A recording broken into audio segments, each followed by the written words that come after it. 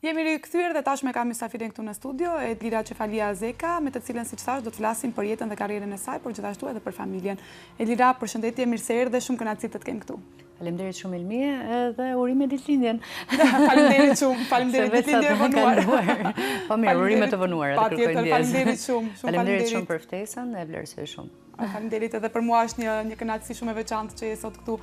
Edlira, dua të flasim sot për të gjithë rrugtimin tënd. Ti në fakt po rikthehesh pak a shumë në Alsat, sepse ti ke qenë pjesë e Alsatit, po, është shtëpisë tënde.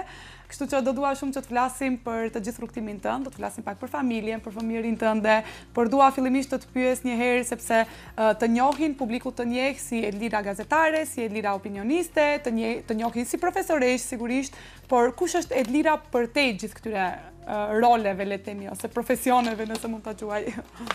Ka qenë, domethënë se më riktheve te pyetja që ta bënte Facebooku, në fillim kur e regjistroje who are you? Kush je ti? Dhe te bio im e kam bërë femrën që unë e përfaqësoj, një grua, një vajza e dikujt, gruaja e dikujt, motra e dikujt, nëna e dikujt, edhe në fund një grua shumë punëtore që mundohet i vërë shpatullat shtëpisë bashkë me bashkëshortin për të krijuar diçka të përbashkët, jo thjesht për të gjetur një cep aty edhe të ri të shohej se hir. Fiks ato të cilat të përshkruajnë ty, ajo gruaja punëtore, le të themi, për të cilën ne sot gjitha këto do t'i flasim, se unë qëllimisht i kam venduar disa titujt në fakt që do t'i kemi këtu në emision, dhe njëri prej titujve që e vendova edhe në lajmërimin ishte një grua shumë role, sepse tipikërisht je një grua shumë role, një grua e fortë që i bën të gjitha këto. Pjesë e medias je rritur më me ekranin. Prej 98-s jam në media. Prej 98-s. Në çfarë moshe ke qenë, si ke filluar, si kujton ato fillimet e tua? Se po ta them, 98, 19 vjeç, kush di matematikë, e mori vesh ta vjeç jam tani. 47 i bëj në 17 qershor. Kështu që shumë afër e paske, të them paraprakisht edhe shumë të lumtura. Nuk quhet. Me 17. Po bëj shaka. 98-ën ka qenë kohë tjetër, Tirana ka qenë kohë tjetër, ka qenë kohë sfidash, ka qenë kohë zhvillimesh, ka qenë kohë mundësish, të cilat sot një 19 vjeçar nuk i ka. Unë atë kohë punoja. Bëja sikur punoja në një fondacion italian, që ishte një përvojë shumë e mirë pune për të mësuar rregullat e punës. Dhe unë jam shumë pro prindërve të cilët i çojnë edhe në moshë të hershme 3 muajt e verës fëmijët në punë, sepse fëmia duhet ta kuptojë në kurrizin e vet që ato paret që harxhohen për kafe, për rroba, për të dalë me shoqërinë, duhet fituar disi. Dhe si mund të fitohen ato përveç se nëpërmjet punës. Dhe puna në moshë të hershme të mëson shumë gjëra, së pari të mëson edukatën e punës, mënyrën e sjelljes me kolegët, orarin, dhënien e përgjegjësisë për atë që bën, dhënien e përgjegjësisë për atë që se bën, të mos marrësh mbi shpinë gjëra që nuk i bën dot dhe të shndritesh aty ku mund të bësh gjëra shumë të mira. Dhe realisht unë e quaj veten me fat që kam jetuar në atë kohë që ka qenë për pjesën më të madhe të shqiptarëve ka qenë kohë e pa kohë, sepse vinte më njëherë mbas 97-s. Unë faktikisht kam filluar punë në 97, në një kohë të pa kohë. Por mundësitë njerëzve ju jepen një herë në jetë. Dhe edhe pjesa e televizionit mua më dha në një mundësi rastësore. Ditën kur unë kam bërë konkursin për testin pranues për fakultet, në paradite isha duke bërë testin dhe kisha vendosur të studioj inxhinieri elektronik. Një zgjedhje jo e zakonshme për një femër, në atë kohë sidomos, se tani për fat numri i vajzave në teknologji është rritur shumë. Mbas dite shkoj në fondacion dhe aty vim pronarët e televizionit Alba, që ishte televizioni i parë privat në Shqipëri, mbas TVSH që ishte publike, dhe i thonë CEO-s së fondacionit, i thonë na duhet një vajzë që të jetë e këndshme për të parë, që di shumë mirë italisht dhe që di të flasi bukur. Në më thënë, ata nuk kërkuan një vajzë të mençur, nuk kërkuan një vajzë hardworking e tjera, donin një fytyrë televizive. Dhe mbaj mend si sot Patricia që veç u kthye për pak kështu cepin edhe tha Eda, se unë isha mbas kurrizit të tyre. Më marrin me vete, më çojnë te Alba, më japin ca letra përpara, më thonë lexoj. I lexova, në ndërkohë 7 ngjyra më shkonin, 8 më vinin, u bëra kolor bar komplet. Edhe ideja ishte, po bëjmë një provë. Prova ishte që në 10:30 të mbrëmjes unë e pash veten në ekran. Ajo prova që kishin ndarë mendje. Ju kishte pëlqyer edhe e pash veten në ekran. Të nesërmen kur shkoj në fondacion, po flasim për 98-ën ku s'kishte as telefona shtëpie, se lem telefona mobil që s'kishte. Kur veten në fondacion të nesërmen në zyrë, më thot Patricia, çdo ti këtu, shko, se ata na i kanë shqyrë telefonat, ku është Eda, na duhet, do bëjmë lajmet. Dhe kështu filloj. Kështu filloj një ditë shtatori të nxehtë në Tiranën e 98-s.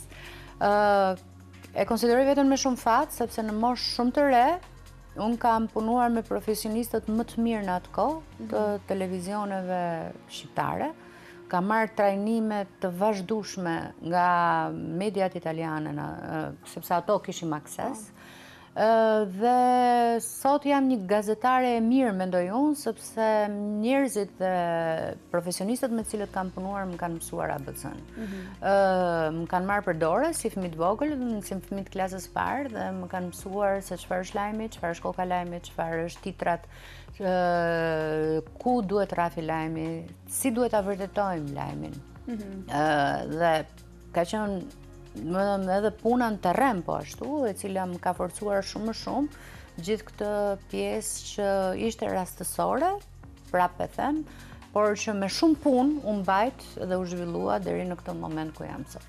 Sigurisht, shumë e bukur në fakt. Besoj që ka qenë edhe diçka e thej që kohë e pa kohë, po besoj që ka qenë shumë ndihmuese, le të themi, të ka ndihmuar shumë pikërisht ajo kohë e pa kohë, dhe thej që edhe pse shumë e re e more këtë mundësinë që tu dha, ti sigurisht që e shfrytëzove, e kape këtë mundësi. Sa është e rëndësishme që t'japim një mesazh edhe për të rinjt, që këto mundësit mos e lihen asnjëherë anash, se për shembull mund të kishe thënë që okay, ndoshta është pak rënd, më thirrin në televizionin e Alba kanë hyrë dhe kanë dalë shumë vajza të reja. Nuk isha vetëm unë vajza e re që isha aty. Vajza të reja, studente të reja, ose të diplomuara të reja, që ju është dhënë ndoshta po e njëjta mundësi për të dhënë lajmet, për të bërë një emision, për të edukativ, një emision muzikor. Domethënë ishin ato kohërat ku ne akoma shihnim hit paradet, bënim renditjen e këngëve, apo bënim shumë emisione të tjera. Vonë kanë filluar të vinë emisionet debatuese, i pari që i ka eksperimentuar emisionet debatuese ka qenë Telenorba, një tjetër televizion ku unë kam punuar më brava. Absolutisht është mundësia. Dhe mundësia duhet kapur dhe nuk duhet lënë të rrëshkasi nga duart. Por është puna ajo që e mban mundësinë brapa, sepse ti e merr mundësinë sot, je në ekran, të duket vetja bukur, thua wow, shive ku mbrita unë. Por nëse ti nuk punon fort dhe nuk zhvillohesh me ekranin dhe nuk zhvillohesh me profesionalizmin tënd, ti do mbetesh thjesht një fytyrë e bukur që do zëvendësohesh mes një viti. Dhe kjo është sekreti i të qenurit gjatë në media, thjesht të punosh fort me veten tënde në radhë të parë edhe me atë që të rrethon. Nëse kthehemi tek pjesa para se të vi oferta për këtë punë, kur ti e mendoje universitetin dhe tashmë e kishe vendosur, apo e kishe vendosur tashmë që do shkosh për inxhinieri, sigurisht, dhe e kishe menduar që do t'jesh gjithë jetën tashmë jeta jote do t'jetë pjesë e ekranit, pjesë e jetës publike, nëse të kthejmë pikërisht para se të vi kjo ofertë. Elmi, e di si është puna, kam përshtypjen inxhinieriu lind me yllin e vet. Dhe ai ylli yt herë do kur do shndris. Pse e them këtë? Fëmiria ime ka qenë e jetuar në kohën e komunizmit. Unë kam qenë 11 vjeç kur u ndrua sistemi në Shqipëri. Por është shumë e çuditshme se si në ato 11 vite, sa herë TVSH-ja do bënte ndonjë emision për fëmijë dhe do vinte te shkolla shtatmarrësje ku unë studioj, unë isha nxënëse. Nuk e di pse më piketonin. Edhe ti, goca, hajde lexo. Do lexoja një vjersh ose do recitoja një gjë tjetër, ose do bëja në një pjesë të vogël teatrale, ato gjëra që i organizon të shkolla në atë kohën e ngurt komuniste, që ishte e pakët, po ishte shumë e mirë se ardhur. Mua më vjen keq edhe sot e kësaj dite që nuk i kam kopertinat e revistave ku fotografia ime ka qenë duke lexuar ose duke shpjeguar një mësim ose duke bërë diçka. Më vjen keq sepse ndruar vende, ndruar kohrat, mosdhënia dhe vëmendje ndoshta në atë kohë, domethënë që t'i ruaja, por ekrani më ka, pse po e them këtë, se ekrani apo të qenurit në vëmendje më ka shoqëruar që fëmijë, pa dashjen time. Domethënë nuk është që unë e kam kërkuar atë, dua unë të jem patjetër poshtë kësaj dritës, të ndriçoj poshtë kësaj dritës. Më ka kërkuar, më ka pranuar, më ka dashur, pastaj kam qenë unë ajo që kam dhënë maksimumin tim që ata që më kanë kërkuar të mos u bien pishman atë vendimi. Dhe sigurisht për të qëndruar ka gjatë, se do punë në fakt për të qëndruar. Ti e the që mund të zëvendësoj shumë lehtë, po që ti ka gjatë, ke mbijetuar dhe vazhdon të mbijetosh, dhe atë që e folim edhe pak më herët para se të hym këtu, edhe nëse ti don ta lësh televizionin, nuk të lën dot televizioni tash me ekranin. Vjen dhe thot, hajde se do vish në emision. S'ke televizion. Definitivisht e lindur për të qenë pjesë e jetës publike, kështu që aty ka qenë besoj edhe ajo krejt. Vite tashmë. Është ylli atë lart në qiell që çdo njeri lind me yllin e vet dhe shkëlqen të një pjesë e vet. Unë nuk e mbaj veten që jam gazetarja më e mirë në territorit shqiptare, nuk e mbaj veten që jam fytyra më e bukur televizive, por mendoj që sekreti im i vazhdueshëm profesionin tim është dhënia e argumentit. Sa herë që gjithmonë kam thënë diçka, e kam argumentuar pse e mendoj atë diçka, një opinion, një analizë apo një mendim timin, kam argumentin mbrapa që mendoj se është edhe në përditshmëri një ndër sekretet e mia më të mëdha. Do bëjmë këtë sepse ky është qëllimi. Për të arritur të qëllimi duhen 1, 2, 3, 4, 5 hapa. Nuk jam makiaveliste në mbritjen e qëllimeve të mia, sepse kam pjesë natyrës. Por që mendoj se pjesa e argumentimit dhe logjikës matematikore që mua më ka shoqëruar edhe prej studimeve që kam bërë gjithmonë në fushën e elektronikës, më ka ndihmuar shumë edhe te pjesa e artikulimit, mandej edhe të pjesës së gazetarisë. Po, edhe përveç kësaj besoj që edhe ke diçka edhe shumë unike, në fakt edhe në mënyrën e të folurës, mënyrën se si trajton temat, pastaj imazhi nuk diskutohet, kështu që edhe kjo ka të bëjë. Okej, marr për kompliment. Patjetër që po. Tash unë të lë ty të jesh modeste, po që patjetër që dua të them ato gjërat të cilat unë i mendoj. Shumë vite në ekran, edhe ekrani e dim që din të jetë edhe shumë jashpër, edhe me figurat jegër, me figurat publike, me gazetarët, me moderatorët. Sidomos me femrat. Pikërisht, sidomos me femrat. Por ti, në fakt, publiku prap të njej, edhe përveç asaj që përpos pjesës që ti mbase në qëndrimet e tua, në opinionet e tua je shumë e vendosur, shumë e qëndrueshme, i ke disa ato qëndrimet e tua dhe i thua ndonjëherë mbase edhe ashpër, megjithatë njihesh si person që e ruan gjithmonë qetësinë. Dhe këtë besoj kjo të karakterizon. Si ke arrit që ta menaxhosh në... Po të pjesë është im shoqe dhe vajza që nuk janë dakord të kjo pjesë. Unë jam rritur me ekranin. Unë e di si frymon kamera, si frymon mikrofoni, çfarë do shikuesi të shoh, dhe çfarë bën lajm apo çfarë nuk bën lajm. Pjesa e qetësisë në ekran nuk është, domethënë është pjesë e stërvitur me kohë, se nuk kam qenë gjithmonë kaq e qetë sa duket. Madje para se të vinim në emision me Admirin po e diskutonim, më thënë çështjen virale të flamurit. Ajo ka qenë një pjesë që unë nuk e kam ruajtur qetësinë fare. Ka qenë kështu një plasje e brendshme. Por mendoj se gjërat vinë me pjekuri, kohë, me përvojë, vinë edhe me moshë pastaj, se nuk jam më një 19 vjeçare që është për ten. Kështu që vinë me eksperiencë, vinë bashk, të gjitha bashk. Po duhet ta njohësh ekranin që ta dish ta bësh. E kam mësuar on the hard way. Dhe nuk e preferoj që të bëj zhurmë në për ekrane për ca klikime më shumë, sepse nuk më pëlqen ajo pjesë. Mendoj, domethënë, ta them atë që mund ta them duke bërtitur, ta them me qetësi ndoshta, dhe me argumentim, kuptohet, sepse gjithmonë i qëndroj fort argumentimit, dhe të bind butësisht, sepse tek e fundit mendoj, unë jam edhe nënë e 2 vajzave, dhe çfarë shembulli po i jap fëmijëve të mi nëse unë të dal në ekran, duke bërtitur, duke dalë prej sistemit. Sigurisht. E Tirana do vazhdojmë sigurisht me bisedën, por tani do duhet të shkëputemi për një hapësirë të shkurtër publicitare dhe sigurisht që do të vazhdojmë, do të kemi edhe surpriza për ty. Jemi sërish bashkë dhe jam këtu me Edilën, sigurisht që do të vazhdojmë bisedën. Edila, para se të shkëputemi për hapësirë publicitare, sigurisht kur folëm edhe për pjesën e televizionit, atë qetësinë që ti ke në televizion, ti the që nëse e pyet bashkëshortin dhe vajzat, nuk jam aq e qetë. Si është Edila në shtëpi? Çfarë të thonë, cilat janë kritikat mbase për këtë qetësinë tënde? Mami vërtet shumë.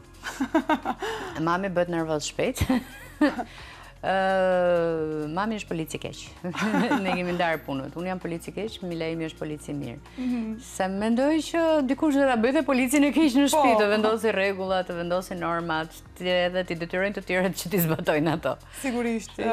Ti e thamë, domethënë se unë e folëm pak për pjesën tënde sigurisht të karrierës, por që dua të ndalemi tek pjesa familjare, sepse për një grua ti bësh gjithë ato punë në fakt që ke bërë ti dhe në ndërkohë të jesh edhe nënë dhe bashkëshorte, nuk është aq e lehtë, edhe sepse dhe ajo është në një farë mënyrë një punë që burrat mbase nuk e konsiderojnë shumë këtë pjesë. Punë e madhe shumë.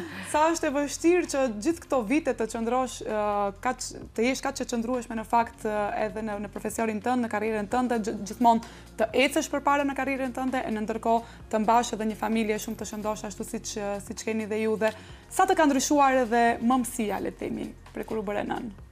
Për ta nisur nga pyetja e parë, pa pasur mbështetjen e tim shoqi, sigurisht që unë nuk do kisha pasur mundësi të jem kjo që jam.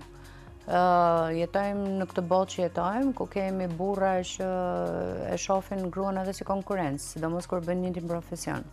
Ne nuk e kemi pasur kurrë këtë me Milaimin.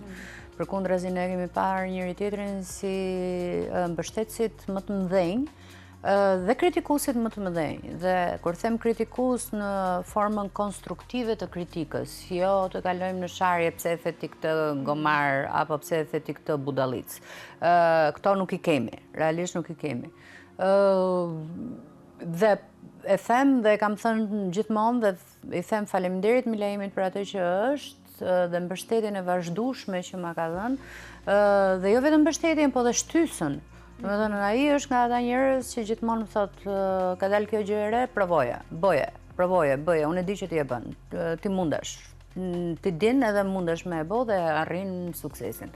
Dhe është e rrallë të gjesh në jetë një partner të tillë, i cili mundohet të shtyjë përpara, pa xhelozi, pa hatërmbetje dhe duke të plotësuar shumë pjesë të tjera që ti lë mangut. Unë e kam pasur vajzën 3 vjeç, vajzën e madhe, kur jam shpërngulur në Itali për ndjekur studimet e mia master. Për një baba shqiptar plus i Kosovës, ishte shumë vështirë që ta merrnin me atë lloj vendimi, por duke parë që momenti ishte i duhuri për arritjet e mia në karrierë, atëherë u morë ky vendim bashkë. Dhe jo vetëm që ja dolëm, po ja dolëm në mënyrë shumë të suksesshme të dy, pavarësisht mungesës time si prind ndaj fëmijës apo paditurive teknike të Milaimit për kujdesje bazike ndaj vajzës. Edhe pse ai është një baba i mrekullueshëm që gjithmonë është përkujdesur, po tani orizin sa bën si unë, e bën sup rice, nuk e bën rice. Është domethënë është merite e tij që unë jam kjo që jam. Po të më kishte ndaluar ai ose po të më kishte zhveshur gjethet që një nga një, sot do isha një trung me rënë të forta apo pa gjethe. Dhe në fakt jeni edhe një çift shumë i bukur, përveç se si familje, një çift shumë i bukur. Unë gjithmonë e them që të kisha dashur shumë që t'ju kem të dy në studio dhe Milajmi kur e kisha dashur do kisha dashur. Po, shumë do kisha dashur sepse keni një komunikim shumë të veçantë që nuk e sheh të gjithë çiftet, sidomos pas kaq vitesh marrëdhënie. Ne lozim shumë me njëri tjetrin, hedhim kunja vazhdimisht domethënë. Jemi gjithkohës hidhe prit. Ai të thotë një, unë i them një, ai më kthen tre, unë ja them një, domethënë jemi gjithkohës hidhe prit. Dhe më e bukur është se njerëzit që na shohin, që na njohin nga afër, e dinë që e kemi pat keq. Domethënë e kemi të gjitha shaka në kurrizin ton. Kur na shohin të tjerët për herë të parë, pastaj thonë po, këtë që këtu të mërshëm që si thanë njëri tjetrit. Po që po, ne jemi ashtu, jemi të lirë me njëri tjetrin, se kemi fare asnjë lloj kompleksi. Besoj edhe në publik shumë shpesh jeni të lirë, domethënë i theni ato gjëra të cilat doni t'ia thoni njëri tjetrit, jo tash në aspekt në atë se si jeni pas kamerave, po që e keni këtë, prandaj po them që jeni një çift që rrezatoni shumë pozitivitet edhe kur jeni dhe keni një lidhje shumë të veçantë. Ne jemi miq të mirë dhe mendoj që ky është sekreti ynë. Duke qenë që jemi domethënë në fillim ishim të dashuruar, fort, fuqishëm, pastaj u bëm burrë grua, pastaj u bëm prindër, dhe tani jemi dy partner, dy miq shumë të mirë që në partneritetin e njëri tjetrit vazhdojnë të rrisin folem që kemi krijuar bashkë. Sigurisht. E dira ne her pas here, ju bëjmë mysafirëve disa surpriza kështu të shkurtra. Kësa radhe, në fakt do duhet, nuk e di, shpresojmë që të na funksionojë ashtu siç kemi planifikuar, sepse kisha shumë dëshirë që mos ja marrim disa fjalë Milajmit t'i thot këtu, po t'i thot live. Dhe ta thirrim në telefon. Ta thirrim në telefon, me shpresë që do na funksionojë si plan. Sepse dua shumë ta shoh atë reagimin se çfarë do të thot pikërisht live teksa të ka këtu. Milajmi, jemi në emisionin në Prizma dhe e kam këtu Edlirën. Dhe siç folëm, di që deshe t'i thuash disa fjalë. Për Edlirën? Po. Eda, gruaja jote. Eda. Më falë cila Edlirë, se një shumë Edlira. Qefalia, atë që ala nuk e ke bo zeka me Niqa. A nuk jeni një zeka me Niqa? Po, adi, unë du të thamë dy gjera që në momentin kur unë personalisht kisha një humbje realisht të identitetit tem, të vetës time, pas përfundimit luftës që kisha humbur familjen time me shumë njerëz të vrarë, me nanën e zhdukur, e kam takuar Edën e cila ma ka rikthyer identitetin tem, Milajmin, energjinë dhe çdo gjë. Kështu që mundem me thonë që Edën nuk e kam gru, e kam edhe shok, edhe shoqe, edhe motër, edhe vlla, edhe që për fat mirë nuk kam vëllezër, po edhe nanë, edhe babë, edhe gjithçka. Për mu, Eda është letërnjoftimi im edhe identiteti im. Ai që jam unë në opinion, edhe i mirë, edhe i keq, këtë pjesë mirë ma ka ndërtu Eda. Atë pjesën e keqe ruja akoma prej vetës time. Shumë e bukur në fakt. Jo, dhe Eda, pak më parë dhe Eda në fakt sa po e përmendi që ne jemi shok mbi të gjitha, kështu që kjo ka shumë rëndësi. Edhe kështu sebep i lidhjes tonë është pronari Alsatit dhe Bevelia. Ai ka qenë si thush shkusi ose mësiti i lidhjes tonë, edhe unë jam feminist natyral sepse jam rritur me 5 motra, i kam 4 goca, edhe për fat keq e ndjekja ta manetin e babës tem, që më ka thonë kur njetë mos i bërë shpull grus edhe fëmijëve.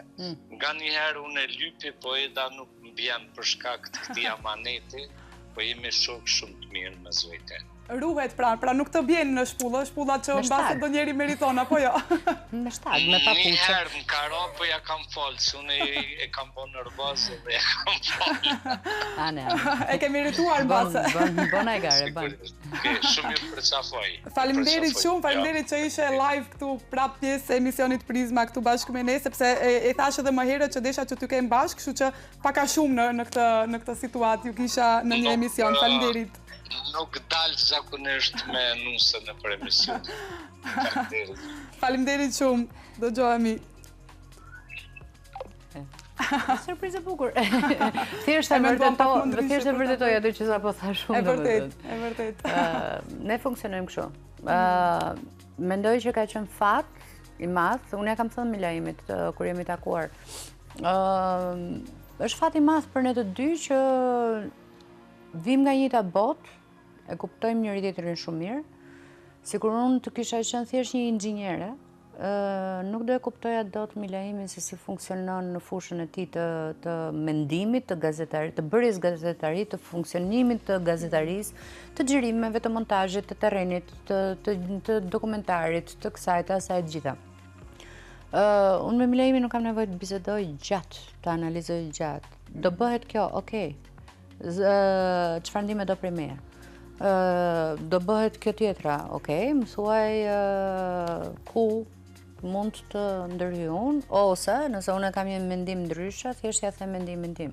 Por nuk diskutohet asnjëherë pjesa për shembull që ti tani do rrish 2 javë larg familjes, çfarë është ky muhabet se unë nuk e përballoj dot vetëm ngarkesën e fëmijëve tjetër.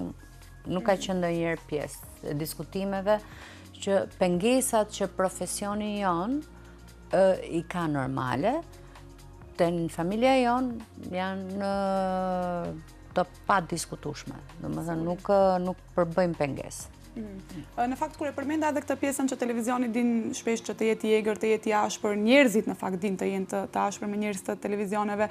Besoj edhe mund ta kenë bërë këtë pyetje shpesh sepse Milaimi sigurisht që i ka ato qëndrimet e veta, i thot gjërat shumë troç dhe shpesh kritikohet për këtë, mbase edhe kërcënohet. Po, brutalisht troç, fiks. Dhe mund të ketë pas edhe raste, jo mund të ketë pas, po ka pas, besoj raste që edhe është kërcënuar, dhe si e ke përjetuar edhe ti këtë? Çudia më e madhe tradicion. Unë kam thënë në një emision tjetër në Kosovë, domethënë zakonisht kur them diçka të fortë që mbetet, dhe që unë çdo mendimi që e them i qëndroj mbrapa, nuk është që them mendime sa për të largohen. Zakonisht fillojnë më sheh nga burri. Sa i burri jot kështu, sa i burri jot kështu. Jam zhveshur me kohë, jam zhveshur që në fillimet e mia të gazetarisë nga dhënia rëndësi e opinioneve të njerëzve të parëndësishëm. Mua më intereson shumë mendimi i një kolegu tim, i një personi që unë e vlerësoj në fushën e vet. Më intereson shumë mendimi i një personi që ka mendim dhe që nuk ka thjesht kritik se mu tek mua, apo sharje se mu tek mua, dhe të gjitha ato kritika dhe sharje nga njerëz anonim thjesht janë jeto dhe lëri njerëzit të jetojnë. Nëse ti do vije dhe të më thoshe për shembull që ky fustani nuk më pëlqen si të rri se është emisioni këtij lloj profili dhe nuk është i përshtatshëm për këtë lloj emisioni, do e merrja shumë për bazë. Por nëse dikush do vinte dhe do më thoshte ato që i the ishin budalliqe nga rahatia e kultukut të vet në shtëpi, në anonimitetin e vet të plot dhe fillon dhe shan se ti kështu, se ti ashtu, se ti kështu, se ti ashtu. As nuk i marr për bazë. Po jo që si marr për bazë, po as që i lexoj, as që më intereson, as fare, domethënë. Jam zhveshur komplet nga ai lloj kompleksi. Dhe kjo është një pjesë tjetër që neve na bën shumë mirë në bashkëtesë me Milaimin, se unë nuk edhe Milaimi nuk e ka këtë pjesën e opinionit të njerëzve, nuk i ka interesuar kurrë. Kjo na bën pak sui generis. Ndonjëherë më duket vetja sikur jemi as shqiptar, sikur jemi totalisht skandinava, angleza, çfarë di unë, domethënë, që sa intereson çfarë thon dynjaja, na intereson mirëqenia jonë. sigurisht, as nuk i konsideroni. A vjen kjo me eksperiencë, apo sepse... Vjen edhe me tengopje. Vjen edhe me tengopje. Sepse duhet pyes pak edhe, për shembull, edhe fëmijët si përjetojnë këto, sepse tash rriten dhe lexojnë shumë lehtë, ti lexojnë edhe komentet, edhe ti dëgjojnë se çfarë flitet. Nuk është që i kanë përjetuar lehtë. Tani neve kemi pasur probleme shumë të mëdha me Milaimin. E kanë linçuar publikisht. Ka pasur rrahje publike. Ka pasur sharje publike, gjitha me radhë. Në fillim, kur vajza, sidomos vajza madhe, se e vogla është 10 vjeç tani, e madhe është 18, të madhen e kam ruajtur që mos t'i shoh, që mos t'jetë pjesë e kësaj gjullurdis tonë. Ne kemi qenë në ka ardhur Euleksi në shtëpi, 70 forca policore, dhe unë i them edhe sot e kësaj dite faleminderit Afrodita Paçaradës, që vajti ma mori në shkollë dhe la me vajzën e vetë të luan të gjithë ditën, që ajo mos ta shihte atë situatë në shtëpi. Pra, gjithmonë jemi munduar që fëmijët t'i ruajmë nga këto pislëqe, sepse janë të vegjël dhe nuk e kuptojnë dhe nuk e menaxhojnë dot. Më vonë, duke ditur që janë pjesë e rrjeteve sociale, ja kemi shpjeguar, por është ndryshe kur ti e sheh një gjë pasi ta ka shpjeguar prindi yt, sesa ti përballesh më një herë me të edhe të vjen si shuplak fytyrës. Dhe mendoj që tash e kam, sidomos e madhja e ka tejkaluar atë fazën që intereson shumë se qa dhe kush ja shën babin apo mamin. Po bëhen si u, ngadal po bëhen si u duke i tejkaluar edhe këto... Me ne jetojnë, ne jemi pjesë e thashathemnajës, ne jemi pjesë e linçimeve publike të vazhdueshme.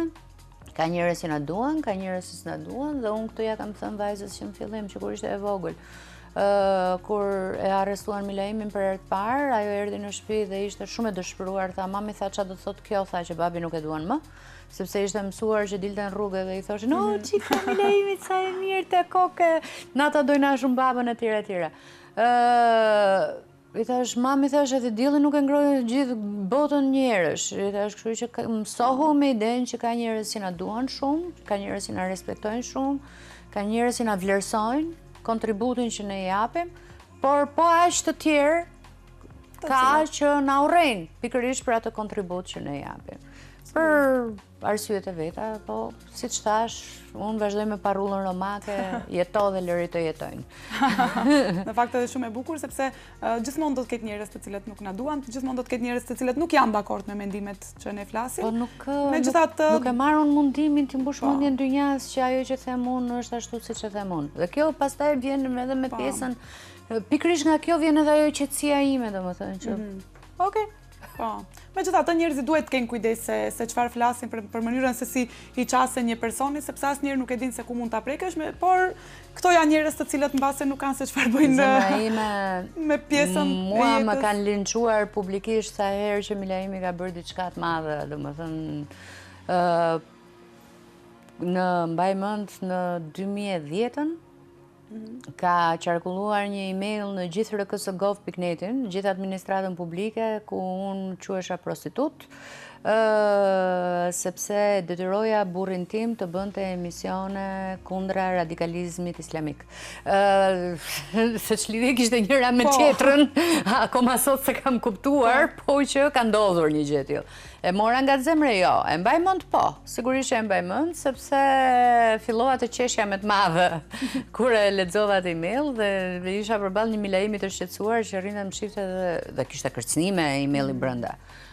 Do ta bëjmë kështu e vajza ishte 2 vjeç, doja bëjmë kështu e ashtu e dhe unë fillova të qeshja me të madhe dhe Milaimi ma bënda, jeti normal që si po qesh me këto emaile, me këto kërcënime, me këto letra. I thash unë zemra ime, ai që do të të bëj diçka vjen dhe ta bën. I thash nuk çon emaile paralajmëruese përpara.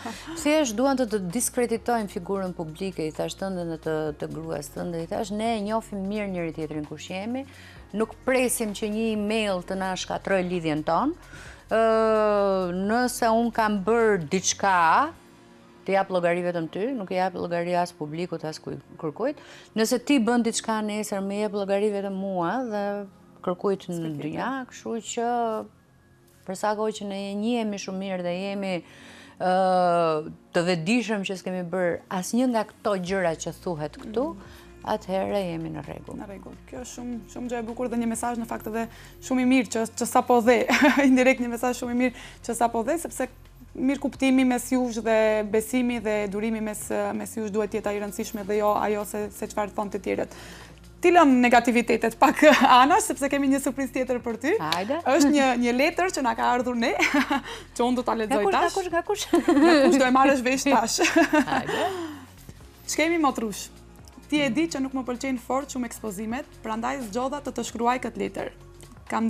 Kemi disa vite diferencë dhe kjo të ka bërë që të marrësh ndonjëherë edhe rolin e mamit kur ndodheshim të treja vetëm në shtëpi. Sidomos banjodjelli në kushte shtëpie brenda fuqisë të madhe me ujë. Zoti e di si ja kemi dalë.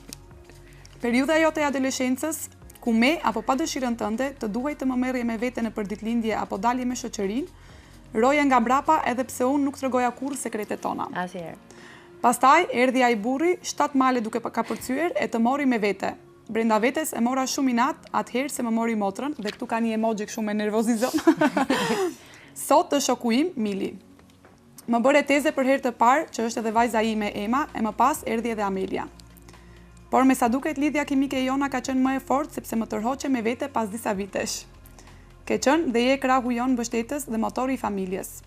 Shpirti motrës, të uroj të jesh gjithmonë e plotësuar në jetë dhe paq të mirat e botës. Të dua shumë, buçi jot, Alba. Buçim. Buçim. Ose si të thot mami, fisheku në paj.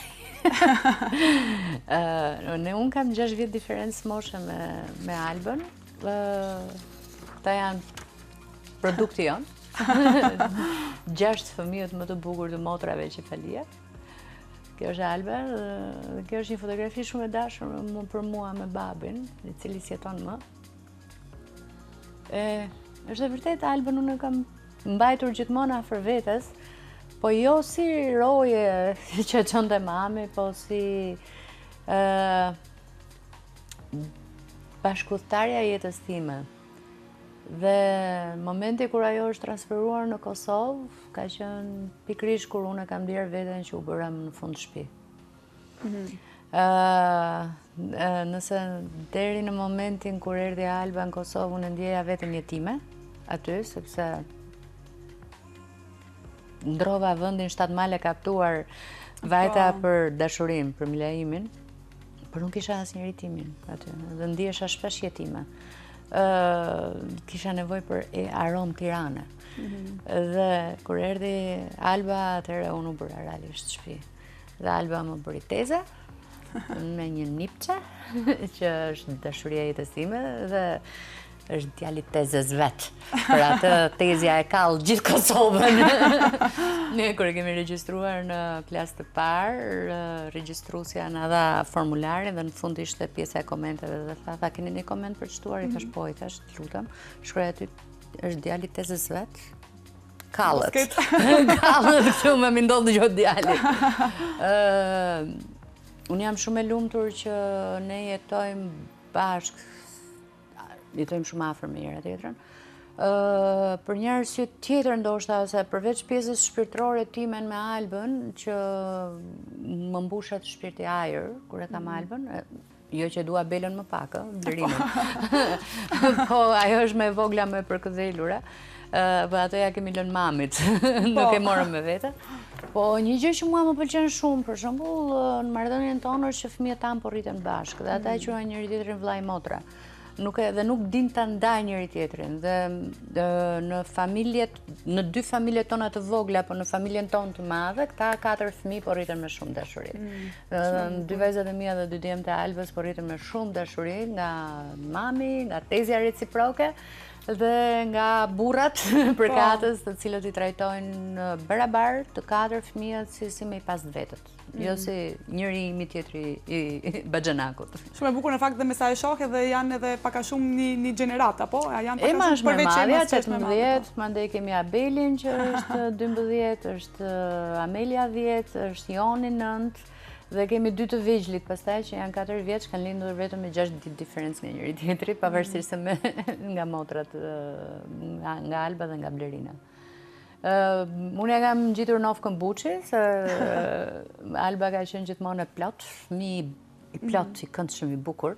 Dhe mami, kur na nxirrte në plazh, thoshte të kam ty që dukesh sikur ke dal nga Auschwitz-i, aq e dobët je. Dhe për shqyr që kam të tjetrën që më nderon, të paktën mos mendoj njerëzit që të lë pa ngrënë. Po. Dhe për kësaj mbeti dhe fjala Buçi.